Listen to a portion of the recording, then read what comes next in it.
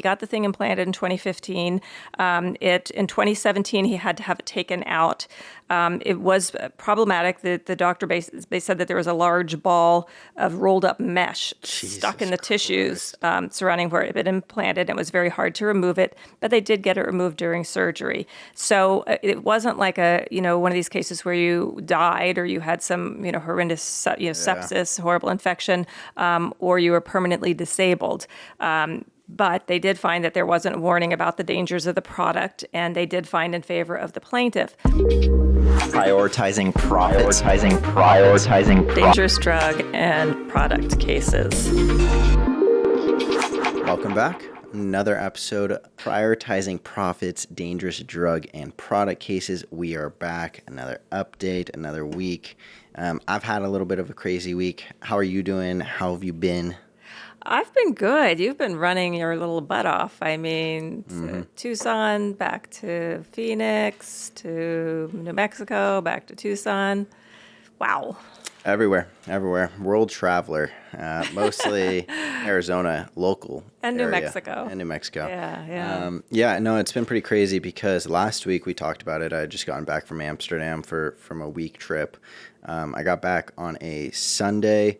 And then that Wednesday, drove down to do the podcast. I drove back up to Phoenix that night so I could be there Thursday for Christina's birthday.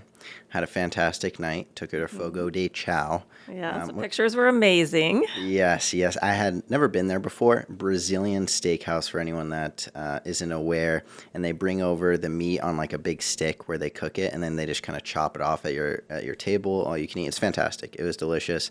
A little overhyped, I would say, but it was still good. It was a nice experience. Kind of like the carnivore's feast. Yeah, something like that. Wouldn't be too good for vegetarian or vegan. No. They did have a salad bar, though, and it was impressive. So you never know, maybe. And then the next day, Friday, drove back down to Tucson because my dad was in town, and hung out here Friday, Saturday, and then Sunday morning drove down to New Mexico. Because he needed to go see some fellow Mexicans, our brethren. Family. Our brethren in the homeland of New Mexico, land of enchantment. So drove down. It's about 4.5 hours, roughly 4.5 hours. It's a long drive. I've made it many times. Yeah. So drove down from Tucson to New Mexico Sunday. Was there Sunday, Monday, and Tuesday night. And then just got back like an hour ago, driving from New Mexico back to Tucson. Driving back to Phoenix tonight. I'll have a good 24 hours there before we then drive to Palm Springs for your birthday. Yes. I'm very excited. And I feel honored that you're willing to continue your travels with just a brief respite in order to celebrate my huge birthday, which is kind of weighing on me. Of course. I mean, I think it's definitely draining, but all of these are very fun events and big events. You know, my dad coming to town, Amsterdam, and then your 60th. I mean, these are some big life events here. They are. Well, and actually last week as we finished up, we were getting ready to go upstairs and have a huge Mexican feast, which was amazing. Delicious. Yeah, just kind of finishing off the leftovers. So yeah, when your dad cooks, he is serious about it. Yeah, he made quite a bit. My stomach isn't as tame or as adjusted as it used to be when I was younger, and he cooked because this last 4 or 5 days have been ruthless. Absolutely ruthless. Chili's right and left. Right? I mean, I had to stop on the way down here, and I mean, I honestly felt bad for the fellow patrons in the bathroom. It was not a pleasant experience, let me tell you. Oh, well, yeah. I mean, pain for pleasure. It was worthy sacrifice for sure. But we have your birthday coming up this weekend. Do you want to share a little bit about what we have planned? Sure. Yeah. So, actually, when Peter turned 60, we decided, that was just a huge big deal, and we were going to get all the Germans into town. Mm-hmm. So his brother and his sister and some of their family actually flew into California. We went to Lake Tahoe because he's a big skier, and they're all big skiers. Mm-hmm. I am not a skier, but that was fine. I did not mind staying warm and cozy, and it's just a great town. And I knew, it was what he loved, and it was his big birthday. Take one for the team. Exactly. And so that was in February of 2020. So he really skated in, I mean, because literally I mean, 3-4 weeks later, Yeah. shit was shut down, and and his family would have been stuck here. Who knows what would have happened? So, anyway, we were, kind of, well, what are we going to do? What are we going to do? Should we go on some big fabulous trip? And we kind of tossed around some things. And then what I came to, and then I was actually thinking going back east because I was hoping my sister could come, and she's back in North Carolina.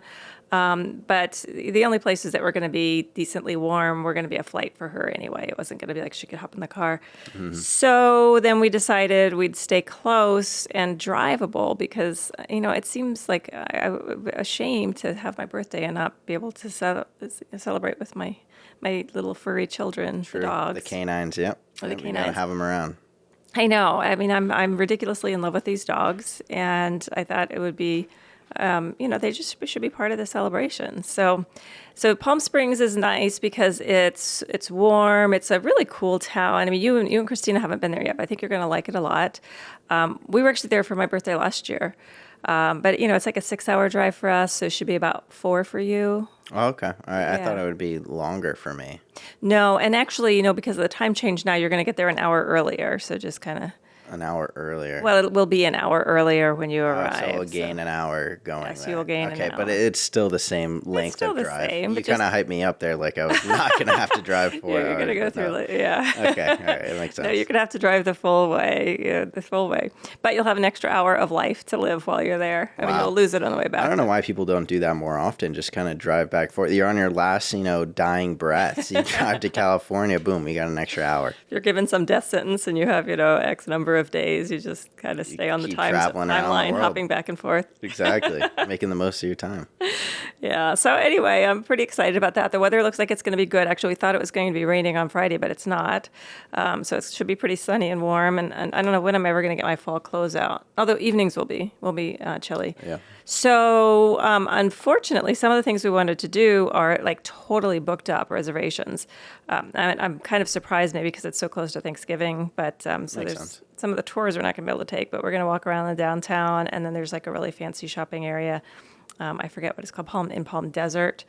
A couple of really nice restaurants, and kind of just give you guys a tour of the lay of the land. Yeah. But if there's any particular things you guys want to do as far as, museum-y things or whatever, well, We're pretty easygoing. Not low expectations, but we're just we don't need very much. All we need is maybe some family time, maybe a bottle of wine, maybe some good food, and then I'm happy. well, that's all guaranteed. And we're going to be playing some games.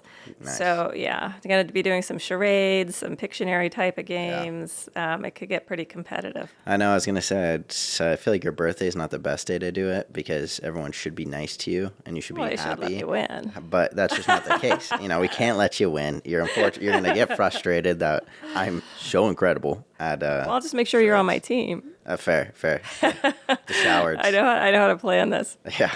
Sounds good. Well, I'm very excited for that trip. I'm looking forward to it. I'm sure that we'll have a ton to update everyone on next week when we get back. I think we're there. Me and Christina, we're driving in Friday, and then we're leaving Monday. Are you staying more than that? Well, we go back Tuesday. I guess my official birthday's on Monday, so then Peter and I are going to do just another, maybe a more romantic dinner on Monday night. That makes sense. Yeah, and then head back Tuesday. All righty. Yeah. Well, we'll keep everyone updated on that, but let's hop right into the spicy news, updates on cases. It's been a week. My favorite part of the podcast because I feel like I'm always on the edge of my seat at the end of every show with all the crazy stuff going on. So it's been a busy week, so we'll be doing a lot of updating today. The first is on the social media cases, and we've talked about that in the last couple episodes. The most recent episode, we talked about an update where the state court consolidated cases. The defendants had filed a motion to dismiss the case so that it was just going to be basically nipped in the bud. It wasn't going to move forward at all. The argument was there's no viable cause of action here. This isn't even a case that can be brought. It should all be dismissed. Everybody should go home. And the judge said no. Now, that judge said that she didn't consider it to be a product, but she did uphold the negligence claims. And what she said was that the way that they designed the algorithms was negligent in that they were harmful to children, and they knew that they were harmful to children and young adults. So the case would move forward, and that was a big win, which means that a lot more people start filing cases, and the the discovery moves forward. They have to start turning over all of these secret documents that they don't want to turn over. So that's pretty juicy. And then more recently, just this week, the multi-district litigation, the same motion was filed in that. And so, again, there are two different lawsuits. The state court is filed in California, and that's because all of these defendants are domiciled, or basically the companies are located in California, right? So, Snapchat and Meta, so the Facebook and Instagram. All the Silicon Valley companies. Yeah, TikTok, exactly. So all of those companies basically live in California, so you can sue them in California state court. And sometimes state court is better than federal, it just depends. So, but at the same time, there's the multi-district litigation, and that one, as we've talked about, the multi-district cases can be could be anywhere. It depends on what judge has availability and where it's more convenient for witnesses and blah de blah. And of course, again, because the defendants are all located in California, the multi-district litigation is also located in California. So we've got two big old cases, both in California, one state, one federal. So the same motion was brought in the federal litigation. And just this week, the judge said, no, you lose, defendants. The case is going to move forward. But she actually went a little bit further, and she actually said that she does consider these to be products. Wow.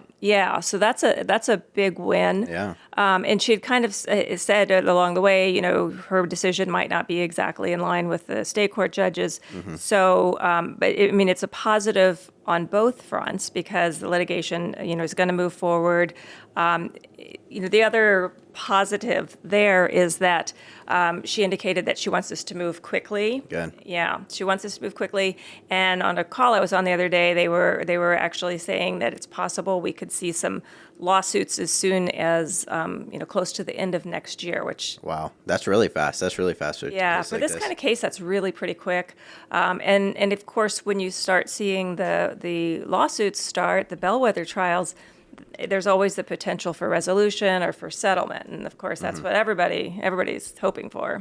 Well, and so to get this right, there's two different cases going on. There's in the state court and the federal court, and they tried to dismiss it in both courts. And in the state court, they got shot down, and they said, well, this isn't necessarily a product, but there is some negligence here. Right. There's still a case. We still go forward. And then going into the federal court, when they tried to dismiss it, again, that got shot down. But good for us is that they did, kind of call it or classify it as a product, which is, can you tell us a little bit why that's so important? There's additional claims that can be brought when it's a product, like design defects and things that apply specifically to products. So it gives you more claims to bring. A lot more flexibility. More claims. And it's almost more important that happened in the federal court compared to the state court, because a lot of these cases are going to be going to the federal, correct? Well, actually anybody could file in either one, because since a defendant lives in California, you can always file in the state court where the defendant resides. And sometimes people kind of pick and choose, which one looks better. In my mind now, I think the MDL looks a little bit better. And so, but of course, everybody can always file in the MDL as well.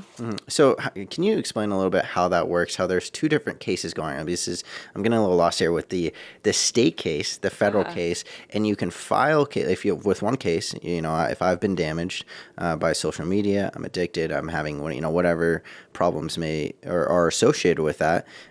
Why would I choose to go with the state, or why would I choose to go with the federal court? And it seems like I can go with both if I want to as well. Well, you can file your case only one place, but you can pick and choose where you want to file it. I mean, you have one case and you have to choose where to file it. That makes sense. That makes sense. And so, why would someone want to go with the state compared to federal, and vice versa? In this case, it seems pretty obvious, right? With the federal, because it is classified a product, it makes a little bit more sense. You have more flexibility with the claims that you can bring.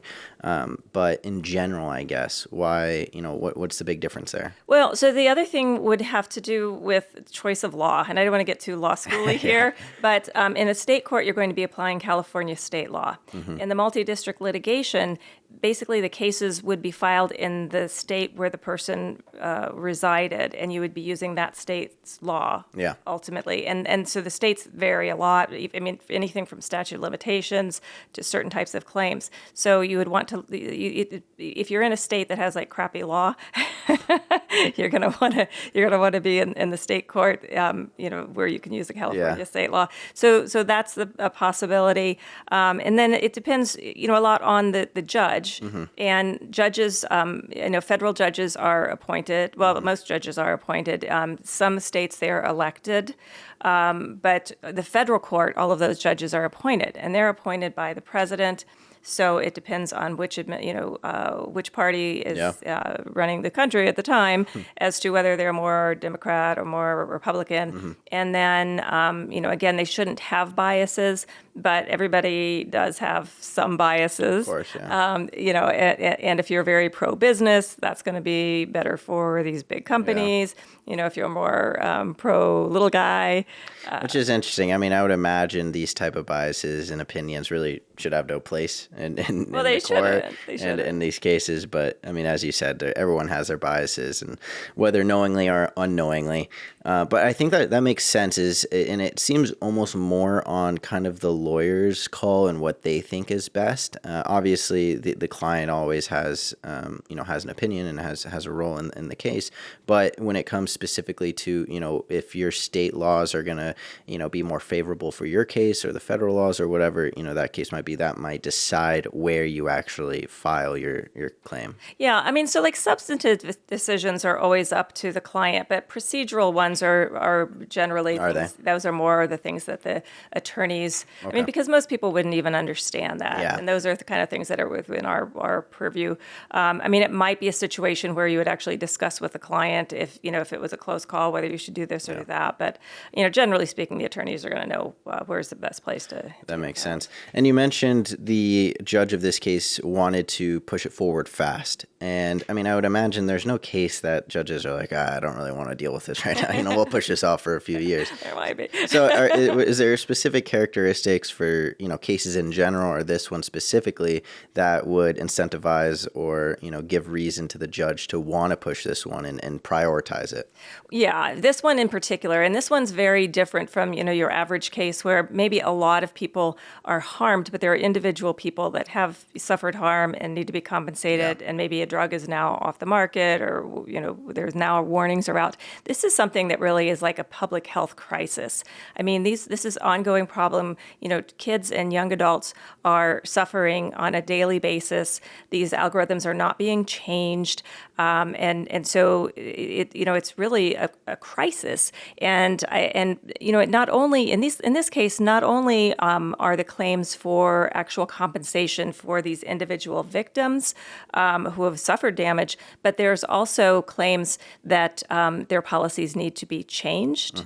The algorithms need to be changed. There needs to be better parental controls. And so it's the type of case that can change things dramatically for the better and stop the harm. Yeah. So I think that has a lot to do with it as well. It's going to keep going on until they're forced to change at this stage. Yeah, I mean, I think that, like you said, it kind of applies to drugs as well, where you need to get something off the market or kind of get the word out there that it's causing all of these serious damages. Something that comes to mind is the hair relaxers. I mean, that was something that seemed pretty speedy with the way that they went about it, and already they're off the shelves, and people are being notified about it. But with this one as well, I think you mentioned with the school districts and the states also pursuing this. I mean, I would imagine that would put incredible pressure on the judge and the court system in general, because not only is it now all of these individual victims who are coming together and saying that they have these damages, but it's also actual counties, like school counties and school districts and states saying that this is a problem that they need help with. Well, exactly. So there's 140 school districts to date have filed lawsuits. against the 140? industry. 140 My school God. districts, and more every day. So as of the time this comes out, there will probably be more. I mean, I see it all the time. Another school district has filed. It applies to literally every school district. Oh, yeah. I mean, the kids in school, I mean, they're completely distracted. The counselors are having to deal with the problems.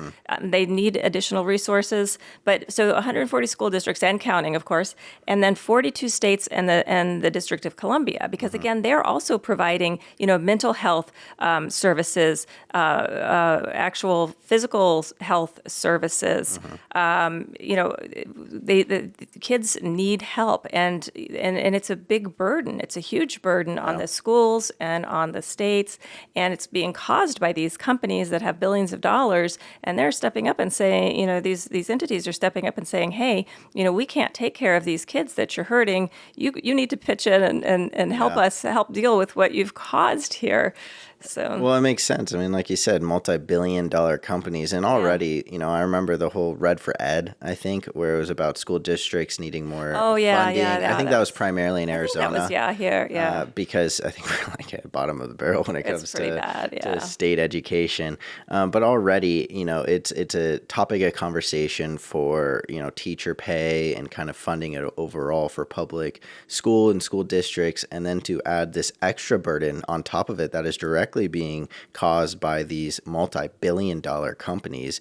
It makes sense for them to kind of come to the table and say, hey guys, we need a little bit of help here. Yeah, I mean, we're in bad shape already, and what you're doing is just making this so much worse. Yeah. And and provide some resources to help us deal with this problem that you've caused, and then also stop it. Stop hurting the kids. Stop, interfering with their education and their lives, basically. Yeah. Well, and I mean, I think there is a lot that the businesses can do, and there's a lot that can change, but I also would argue that this is never going to stop. I think inherently with social media, with the way that we digest it and the way that we use it, especially the younger generation, I mean, I'm kind of part of the younger generation, but I think you count.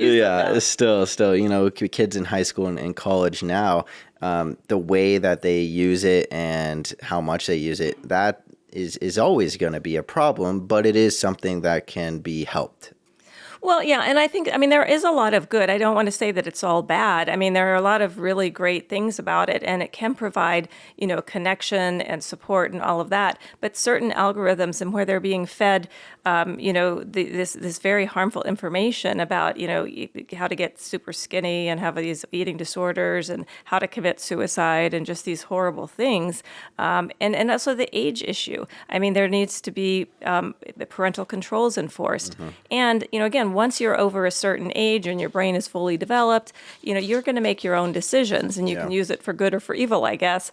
But these young children need protection, and they're not getting it. And the parents think that they're protecting their kids. They think that they're monitoring their accounts, and it turns out they have multiple accounts.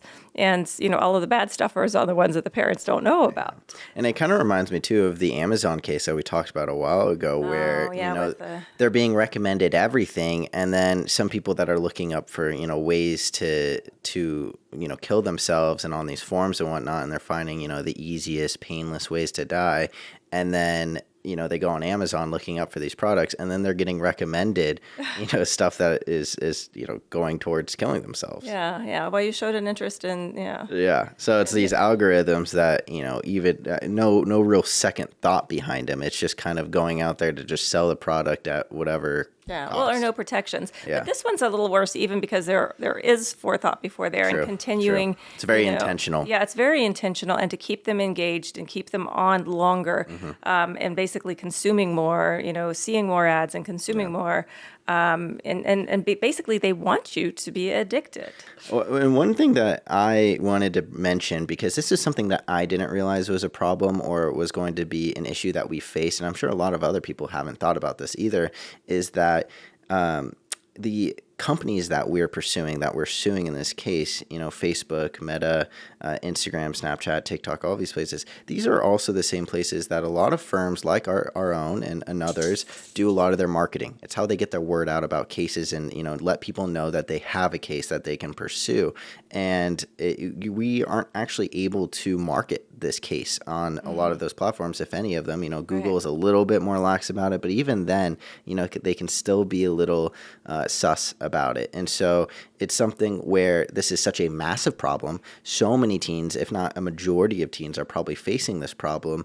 And being able to let them know about it and inform them and tell them that, the damages that they are experiencing, the issues that they're experiencing actually have a case and have a claim to them. We can't even spread that word because we're almost being, silenced. Yeah. No, it's true. And I mean, I kind of get too, they don't want to be, saying, oh, come sue us.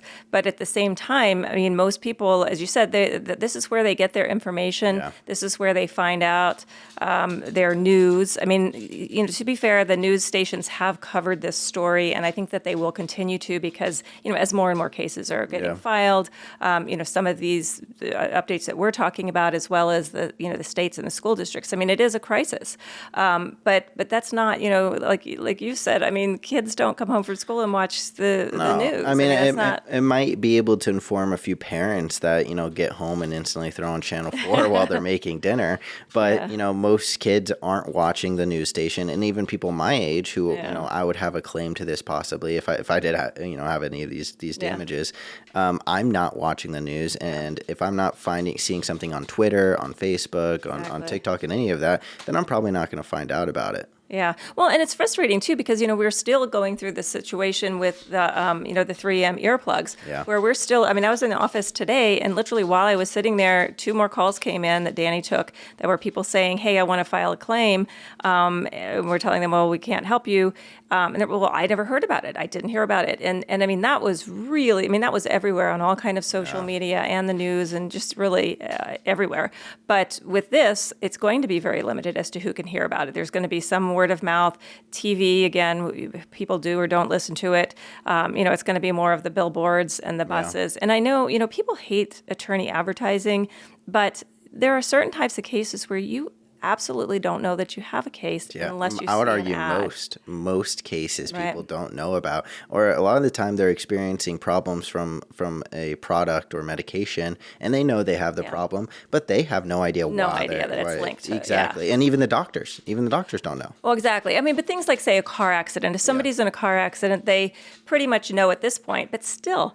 The reason is why they know it is because since the 1970s, when the Supreme Court said, okay, yes, lawyers can advertise. We do, get to the First Amendment benefits as well as other, other companies. Yes, it does apply to us. But since that time, there was advertising, and so now today you could probably turn off car accident advertising, and people know, okay, I'm in an accident, I need to get an attorney, or I can get an attorney, I can make that choice. But with these cases where, everybody uses social media, a lot of people are harmed by it. In fact, I think we all know that it's bad for us to a certain extent. Yeah. So why do we think we can make a claim? And again, not everybody can. It has to be, adults who choose this don't get to make a claim. But, teens and young adults do have a viable claim. Well, and I think that's something that complicates this case a lot, too, because like you said, with the 3M case where that was everywhere, really as much marketing that could be done was being done, and still people didn't know about it, and still people are calling to this day, trying to make claims when they just can't. And this is a case that I would argue is even bigger because everyone uses social media, especially when it's, younger kids in high school, middle school, college, all of these age groups. Everyone is on some form of social media. You're almost required to for the social dynamic of school and just culture these days. And the fact that, there's so many people that are having this problem, and we're also being hindered with getting that word out there. Yeah. The amount of people that are probably going to miss, the call to action, that are going to miss the ability to kind of get into this case is going to be concerning. I would say is a good amount. Yeah. We'll have to see. I do expect there's going to be a lot of cases filed now that, we've had this positive ruling in both of the cases, and people are getting the word out the best that they can. And hopefully this will be covered more on the news and at least maybe catch some of the parents. So we'll have to see how it plays out. Yeah. And so going forward now, since both in the state and federal court, the dismissal that they tried to push forward got shot down, and then the federal, luckily, they got classified as a product.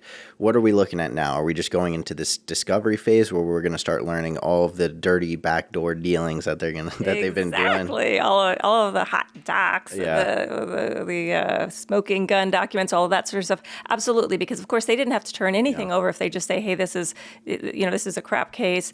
It's not, they don't even have a claim. But now the judge is saying, yes, this is a viable claim. Now we have to start exchanging information.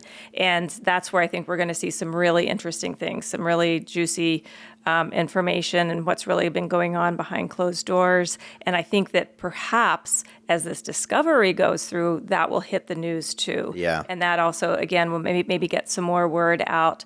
And I think as people get angrier and angrier, we may see some changes in their policies, which, could happen even short of trials or any kind of resolution or verdicts or anything. I mean, I think sometimes when it's out in the public about what you're doing, you stop doing it. Yeah. Well, and you mentioned this earlier, how everyone kind of knows that social media is a problem and that it causes problems. And I'm sure, everyone in their own minds have struggled with some of these issues when you are, constantly comparing yourself to all of these perfect models that you're seeing everywhere. Filters and things. Yeah, exactly.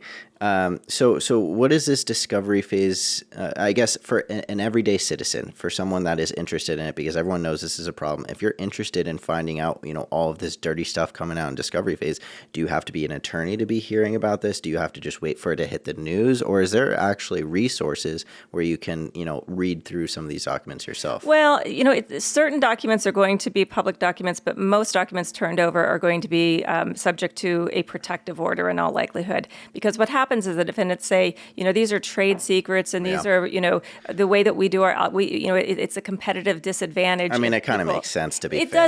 It does make sense. And so a lot of the documents that get turned over will not be known to the public. However, if there's ultimately a trial, then a trial is, a public forum, and the information that gets entered into evidence now is available to the public, which that also goes to why a lot of times these companies want to settle a case before it gets to trial and have protective orders signed and not have this information released. That makes sense. And it honestly, is almost more convincing that this is going to get pushed faster than most other cases. Already the judge said that you wanted to kind of get this through, have it higher on the priority list. But the trade secrets, I mean, those with the algorithm and kind of, I'm sure how dirty some of the algorithm aspects are, I'm sure they don't want that out in the public and people to really realize just how much they're being, arguably manipulated and kind of forced into a certain school of thought or, pushed in that direction at the very least.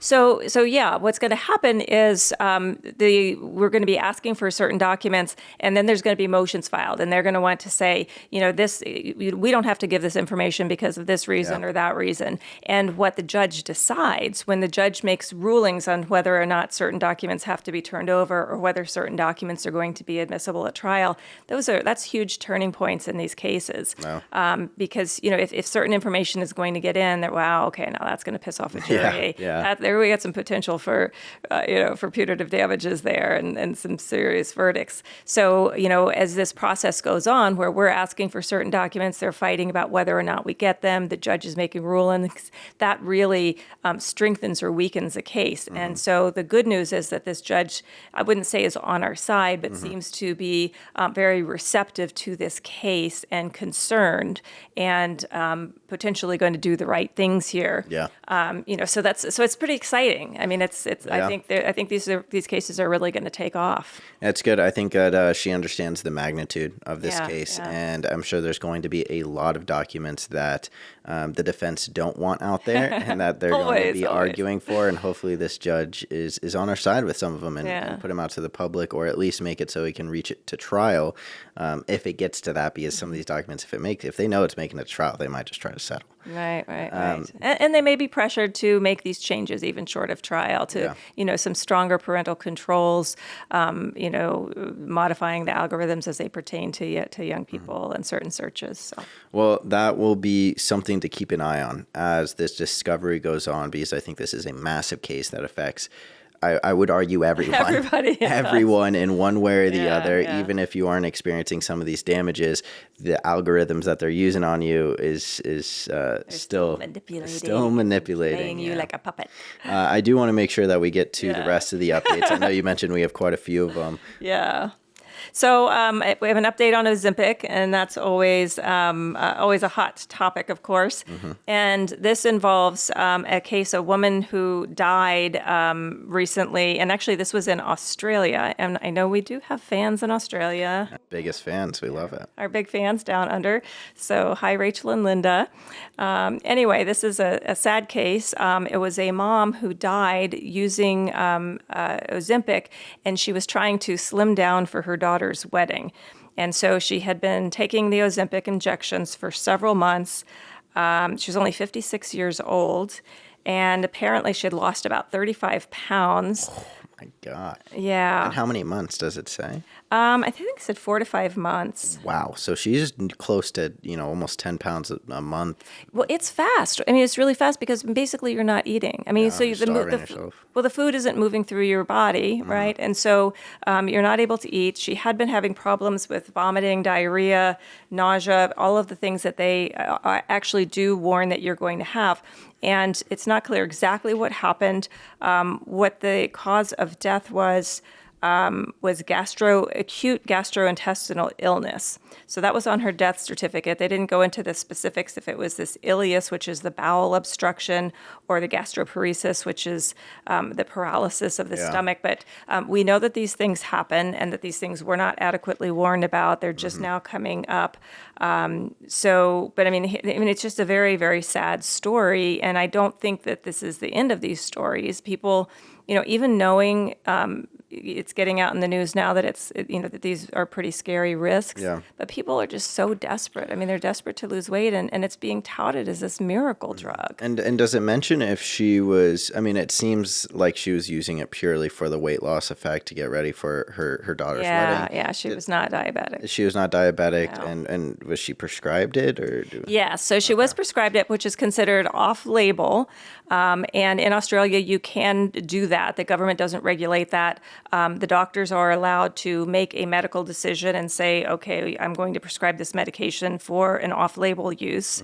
Wow. So he prescribed it knowing that it was being used for weight loss. Right. Well, doctors here are doing that too. Yeah, I would think that was a little bit more under the table, though, where they were like, oh, I hope your diabetes gets better. Here you go. Well, there are plenty of people who are getting it and who are not diabetic at all. But, and again, there's always the argument, too, that when people are really severely overweight, that the benefits of losing weight on their health potentially could be worth the risks. Yeah. So, and there's a recent study saying that for cardiac issues, it can be beneficial.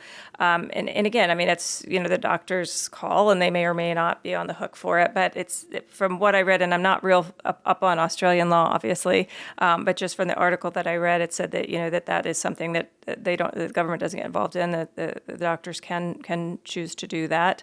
And unfortunately, in this case, she's not going to be at the wedding. I mean, it's just, horrible. Mm-hmm. So you said that the doctor may or may not be on the hook for this, and this kind of was connected to what I was going to ask, which is if this is being prescribed and intentionally used for non-diabetic, patients and cases when the medication is intended and supposed to be prescribed for that specifically, would that hurt the case at all? How would that affect kind of the victim and Well, and I'm assuming you're asking me about in the United States because again, I'm not. Yeah. Australian. Well, so I mean, I guess that's another good side question. Is she died in Australia? I'm assuming because of Australia, she doesn't have a case at all. Well, again, I don't know about that. I don't know Australia law, but it's obviously different than here. But here doctors also prescribe off label oftentimes, and the companies know that, and they encourage doctors to prescribe off label. Makes sense, yeah. Right, and so then the question would be, what did the doctor, what risks, what was the discussion that the doctor had? Did the patient fully understand the risks? And in these cases where these issues have only very recently come out about these really severe, the ileus and the gastroparesis, probably weren't warned about. Yeah. So then it goes back to the company that the doctor couldn't warn about something the doctor didn't know about if the company's not disclosing. That makes sense. I mean, I still think it's crazy to me knowing, because already, right, you know that when this drug originally started getting abused for weight loss and it was intended to be a drug for diabetes, it's shocking to me that doctors would kind of come out and be okay and openly prescribe this. Because again, you mentioned it does happen here and it is happening. And I knew it was happening, but I always thought it was kind of under the table, like slimy docs, slimy docs that didn't really care and just wanted, whatever the patient was going to ask for, they were going to get.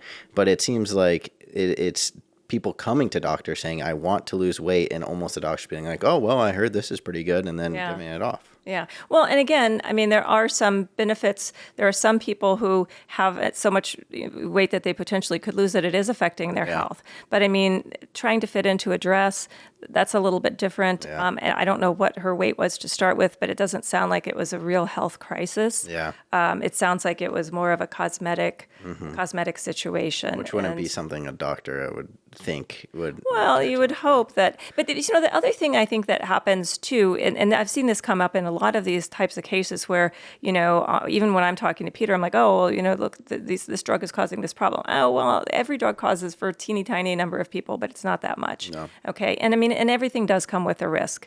But what happens is that, when the company has downplayed the risks and when it is a much larger number, that changes that risk-benefit analysis that the person and their doctor is going to go through to make a decision. Yeah. And if you're not given fair information, you can't make a good decision. I mean, you don't have you can't make it's not informed consent. Yeah. And so that's the problem. And I could see doctors saying, well, yeah, a few people are going to have this happen to them, but it's not a big problem. And again, I think you've brought up that the fact that so many people are using this, we're seeing the problems much faster. It might have taken years, but because of just this mass, consumption of this product, the desperation everybody has, so many people are using it, we're seeing the problems really quickly, and there are a lot of them. Yeah. I mean, their self-image is being affected from social media, which has a case. I know. And then they're going to Ozempic to try to fix that, to try to adjust and conform to whatever social media is feeding them through these algorithms, that then they're getting pushed into another drug, another case. Exactly. It's this huge conspiracy. It is full circle. Oh my goodness. It's crazy. Yeah. But this was just a really sad one. And I saw it. And of course, it grabbed my attention because, well, Ozempic, when we talk about that a lot. And then, of course, because it was in Australia. So. Yeah. Yeah, well, that is really sad. I think especially kind of the circumstances trying to fit into a dress for her daughter's wedding. I mean, whether it's cosmetic or not, weddings are supposed to be happy and exciting. And not only is it sad that she's not going to make it, I can't imagine the impact that it's had on the family. And what's even scarier, too, is that, we might see more cases like this because of just the widespread use and as this is an ongoing problem, but hopefully maybe, us getting the word out there and people being more aware of these risks and how, highly risky it is at this point. Yeah. I mean, definitely people are dying. And I guess if you and Christina, or when you and Christina decide to tie the knot. Oh, let's settle down here. Okay, let's take a step back. I just need some advance notice so that I can hit the gym and I can do it very slowly. Okay. Yeah. That's more on me to give you a good heads up so you don't have to panic and get a Ozempic prescription. Thank you. Yeah. Okay. All right. I'll keep that in mind. Moving on, though, what else? All right, next update. I think we're pretty much going to be doing all updates today. Yeah. So the next update is on the hernia mesh, which, of course, we've been, yelling and screaming about and telling people hurry up. And top of our lungs from a mountain. Absolutely. So there was another bellwether verdict that just came out. It was in Ohio, and it was a $500,000 verdict, which good and bad. It's good in the sense that they found in favor of the plaintiff, but $500,000 is not a huge. Yeah. They didn't. They did not award punitive damages. Defense is kind of celebrating about that. I mean. Well, not necessarily. Because again, juries can vary dramatically, but they did find that they hadn't failed. They had failed to warn about the danger of the product, but this guy also was not horrendously injured. And so, and again, we talked a little bit about how bellwethers, the defense picks some cases, the plaintiffs pick some some cases, and of course the plaintiff side wants to pick these cases that have awful death injuries where, they're going to get really mad and they're going to award a ton of money. And then the defense is picking ones. I mean, all of these cases get filed. And this guy, he did relatively well. He got the thing implanted in 2015. In 2017, he had to have it taken out. It was problematic. The doctor they said that there was a large ball of rolled up mesh stuck in the tissues surrounding where it had been implanted. It was very hard to remove it, but they did get it removed during surgery. So it wasn't like one of these cases where you died or you had some, horrendous, sepsis, horrible infection, or you were permanently disabled. But they did find that there wasn't a warning about the dangers of the product, and they did find in favor of the plaintiff. So that is a positive. And, again, with a slightly different jury, they could have gotten slammed harder, and they have to see that. So right now there's only one more bellwether scheduled, and that is in January. Wow.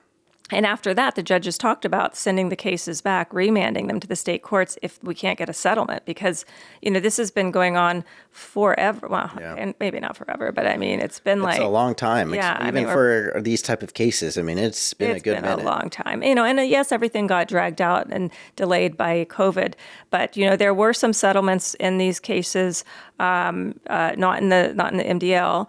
But in a separate state litigation, and then those kind of stopped. And so I'm not sure exactly what's going on now, but the pressure is going to be on. Either they're going to get these cases resolved, or it's going to be this mass remand where there's cases all over the country going to trial, and then that's going to put the pressure on. So I was going to say, so this mass remand, if it goes back to the state, then, for example, for the cases that you have, would you personally be pursuing them and kind of representing? And I mean, already you're representing them. Yes, but I mean, going to court and actually kind of... Yeah, and so we say it's going back to the state, but it's going back to the federal district courts in the state. Oh, so it still is part of the MDL, but it is going back to the home states where the cases are. And so yes, and potentially, and depending on, again, we have cases for people all over the country. I would be involved in some of them, particularly if they're in Arizona, in all likelihood. But then we would have local counsel in wherever they were going to trial.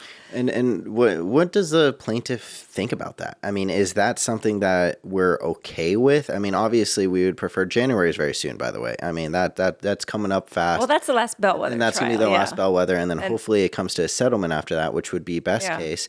But if it doesn't, is the plaintiff really upset? Is this better for one side or the other? It feels almost like a lose-lose, a little bit messy for both sides. Yeah, I think that's actually a great description. It is a lose-lose, really, and difficult for both sides. And we've had remand cases in the past, and there's pluses and minuses to it. I mean, when your case is getting remanded, you have the potential to go to trial and really hit one of these slam dunk verdicts. Yeah, as opposed to settlement's not going to be, millions, $30 million or $300 million. Yeah, I mean, it's going to be, people get settlement in the millions or hundreds of thousands or tens of thousands, depending on their injuries, but it's not these crazy ones. So there's kind of that, it's almost like a gamble. You've got that upside, but the downside is you have a risk that you might lose and get zero. And then the real issue is that now you have to actually go through a deposition, and you have to show up at trial, and you have to testify, and your doctor has to give a deposition and testify. So your involvement is amped up dramatically, because most times in these MDLs with a global settlement, it's very little that you're doing. I mean, you're talking to your attorney's putting together your claim, it's getting submitted, you're getting paid. It's not a lot of involvement. And so that's where it changes. And some people, I have to say, some people love it and some people hate it. Some people are like, yeah, I want my day in court. I want to get in there. I want to kick their ass. I want to tell my story. I love telling my story. And other people are like, oh my God, the last thing in the world I want to do is go into court. And so yeah, it varies. Well, I would imagine too, it's also just absolute chaos on the defense side, because now instead of, having kind of a one spot, one and done with these cases, being able to settle it and just put out all the money, now they have cases all over the country, and their army of lawyers have to be flying out everywhere, doing these depositions, going to trials. I mean, it has to be a big cost on their hand as well. Well, it is. And then it's like, you win some, you lose some, and then whoever loses appeals them. I mean, it's just this crazy mess. Mayhem.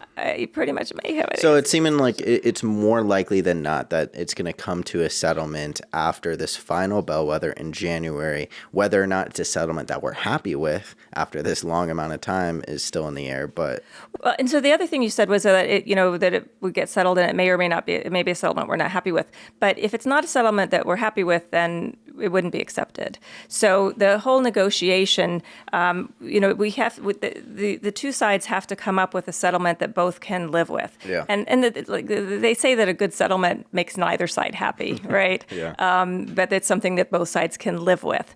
And a lot of times in these cases, so like lead counsel is negotiating a settlement, but part of the deal with the settlement is that there has to be a certain participation level. And so, for example, like the defense, they don't want, because nobody has to agree to it. Anybody can opt out. Yeah.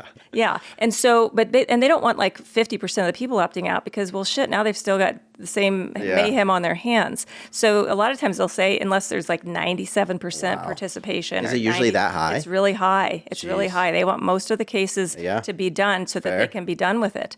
And if if it's a really crappy settlement and, somehow lead counsel agreed to it, but the other attorneys and the clients are saying no, they don't meet those numbers. And basically they're back to the drawing board. So it's, a settlement, nobody should be really happy about. Nobody should be dancing in the streets about it.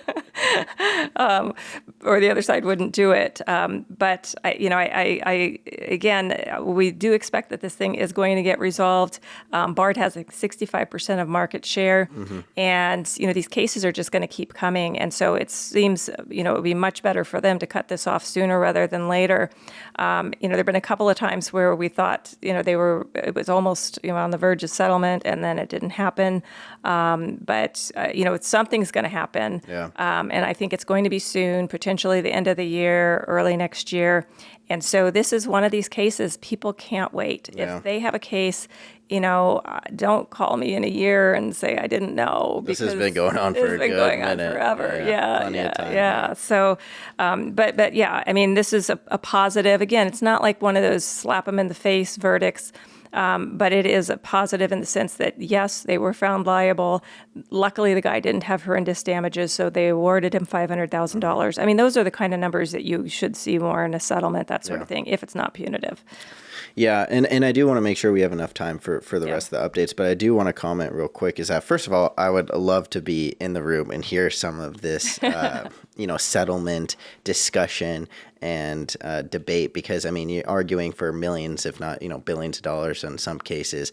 I would imagine that being a very intense conversation, as well as, I didn't know, I mean, maybe you've mentioned in the past, but 97 to 98%, I mean, these are some crazy high percents for making sure everyone is okay with it. Everyone's getting involved. There's no renegade lawyers out there wanting to take, all their cases and handle it solo. They're not happy, whatever it is.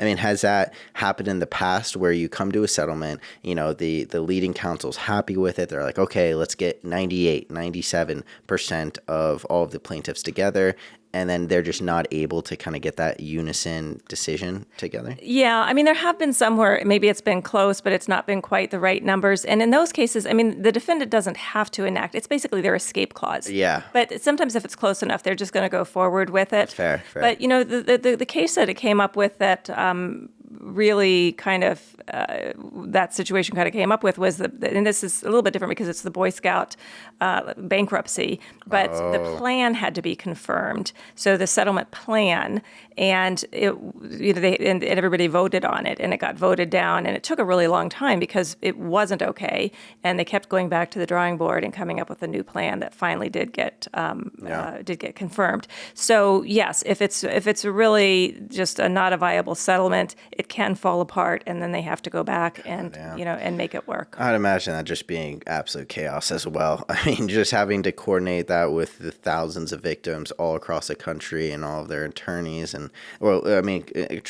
communicating it to the hundreds and thousands of attorneys across the country, and then having them communicate it to their clients. Right. Well, and so in the sense of in the bankruptcy there was a vote, so it was a little bit different. But in these cases, so they sit down and they come up with this global settlement, and then there's a portal still open and people have to submit their claims. Yeah. And then there's deadlines. And so everybody has to get their claims submitted, and then they see, did they hit the numbers or not? And obviously they're monitoring as they go along. And if they don't hit the numbers, then the question is, will the defendant want to walk away? It's their opt-out clause at that point. Do they want to move forward? And there have been cases where there's been like a lot of pressure on attorneys, and counsel calls where they're saying, this is as good as it's going to get. We really need you guys to get this together. Yeah, talk to your clients. And I mean, come on, we're attorneys. There's always going to be some renegade and that's troublemaker. Yeah, right, that's right. fair. I know. I'm curious if there's like someone that's just well known out there. I mean, we don't have to get into that now to call any names out, but any well-known renegades. Yes. Anyways, we are coming to the home stretch here on the podcast. On the hour, don't want to go too far over. I know everyone is probably listening to us on their way to work. They're sitting outside their office, getting this last pieces of news here. Was there any kind of final things you wanted to focus on and discuss? Well, sure. So we usually talk about the cases we're taking, and there is a new case that's out and that we're getting involved in. And I won't go into too much detail on it. There's going to be a call this coming up week for a lot of attorneys to kind of share information. So next week we'll talk about this more, but it's an interesting one, and we've already been getting calls on it. I don't even think we have a page on, I think we're in the process of getting a page up on the website about it. And so it's the Suboxone Lawsuits. And Suboxone is a medication that's used for people who are trying to come off of opioids. Mm-hmm. And it's the problem with it is that it's a film that you put underneath your tongue, and it has caused horrendous dental problems.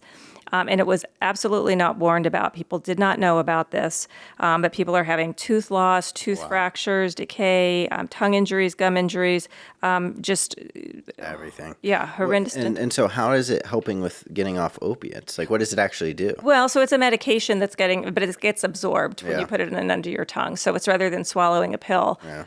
That's how it absorbs into your system. Does it just give you like a light buzz, or? I mean, well, I think it's apparently similar to. Is it the naltrexone? I mean, this is definitely a newer case, and what we'll do next week is really get into kind of the weeds on it and the details about exactly how it works. Yeah. What we know for now is that it is a medication that's used in the treatment of opioid addiction, and the way that it's delivered has been causing awful dental problems. And there is a warning now. In 2022, the warning came out, but absolutely no warning before that. And so people had no idea. And so these are cases, it's just heating up right now. Some cases are getting filed. It's not a multi-district litigation, but we expect that there are many, many people who have suffered from this drug. And the cases, basically, you would have taken the Suboxone and suffered the dental injuries, and you would have had to start taking it before 2022, so before the warnings came out. If you decide to take it now, the warnings are out, and you would know about the risk. But before that time, you wouldn't. And so these are cases that it's very active right now. Probably going to be a multi-district litigation. So if anybody has taken this medication, has suffered these injuries, reach out to us and we can get you some more information. And we will dive into this in more detail next week. Yeah.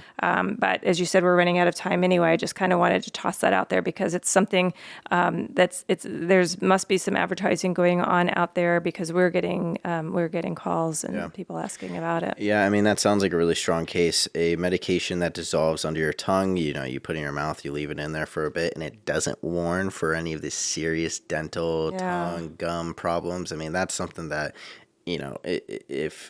if that's obviously going to change a lot of people's opinions and whether or not they're going to take it. And I mean, there's other ways to deliver medications too, I mean, it seems like a strong case. It'll be interesting. Well, we're all going to be learning more about it. Like I said, it's a newer litigation, and again, we have certain information, but until these cases start getting filed and you start getting their internal documents, there's things none of us know.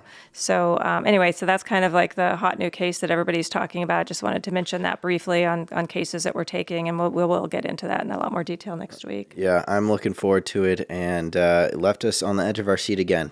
Always, that's our goal. Yeah, we'll be keeping you up to date next week with next week's show, but do want to thank everyone for tuning in and hanging out with us. Hope you had a good time listening to us talk about the cases, updates on cases, a little bit about our personal lives, travel, and everything. We do have Sarah's birthday this upcoming weekend, so be sure to comment happy birthday. We'll be updating you next week on that as well. If you have any questions or concerns, feel free to throw them in the comments section. If you have a story you want to share with us, feel free to throw it down there as well. And maybe it's something you want to keep to yourself, you don't want everyone seeing it. You can also email us, podcast@showeredlaw.com.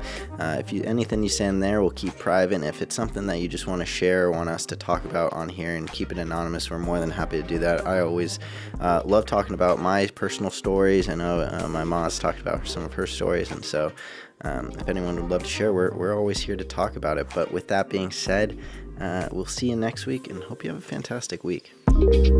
Prioritizing profits. Dangerous drug and product cases.